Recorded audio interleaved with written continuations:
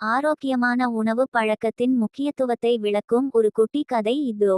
சுறுசுறுப்பான மாறனும் சோம்பேறி சோமுவும். ஒரு அழகான கிராமத்தில் மாறன், சோமு என்ற இரண்டு நண்பர்கள் இருந்தனர். இருவரும் ஒரே பள்ளியில், ஒரே வகுப்பில் படித்து வந்தனர். ஆனால் இருவருக்கும் உணவு விஷயத்தில் மட்டும் பெரும் வித்தியாசம் இருந்தது. மாறனின் பழக்கம். மாறன் எப்போதும் சத்தான உணவுகளையே சாப்பிடுவான். அவனது உணவில் கீரைகள், காய்கறிகள், பழங்கள் மற்றும் நவதானியங்கள் நிறைந்திருக்கும். அம்மா சமைக்கும் உணவே அமிர்தம் என்று கூறி வெளி உணவுகளை தவிர்ப்பான்.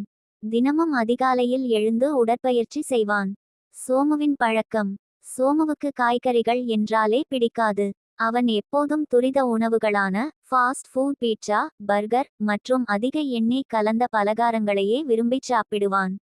குளிர்பானங்களை அதிகம் குடிப்பான். இதனால் அவன் உடல் எடை அதிகரித்து எப்போதும் சோர்வாகவே காணப்படுவான். விளையாட்டு போட்டி. பள்ளியில் ஆண்டு விளையாட்டு போட்டி அறிவிக்கப்பட்டது. மாறனும் சோமுவும் ஓட்டப்பந்தயத்தில் கலந்து கொண்டனர். போட்டி தொடங்கியவுடன் மாறன் சீரான வேகத்தில் மூச்சு வாங்காமல் உற்சாகமாக ஓடினான்.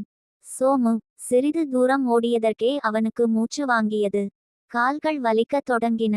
அவனது உடல் ஒத்துழைக்காததால் பாதியிலேயே நின்றுவிட்டான். இறுதியில் மாறன் முதலிடம் பிடித்து தங்கப்பதக்கம் வென்றான்.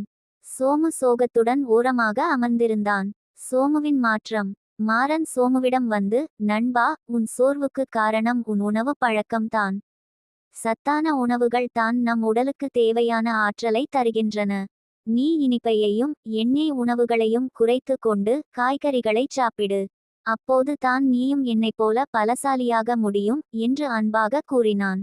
தன் தவற்றை உணர்ந்த சோமு அன்றிலிருந்து துரித உணவுகளை தவிர்த்து ஆரோக்கியமான உணவுகளைச் சாப்பிடத் தொடங்கினான். சில நாட்களிலேயே அவன் உடலில் நல்ல மாற்றம் தெரிந்தது. அவனும் சுறுசுறுப்பான சிறுவனாக மாறினான். நீதியுரை. ஆரோக்கியமான உணவே ஒருவனின் உண்மையான செல்வம். நாம் உண்ணும் உணவே நமது உடல் மற்றும் மன வலிமையை தீர்மானிக்கிறது.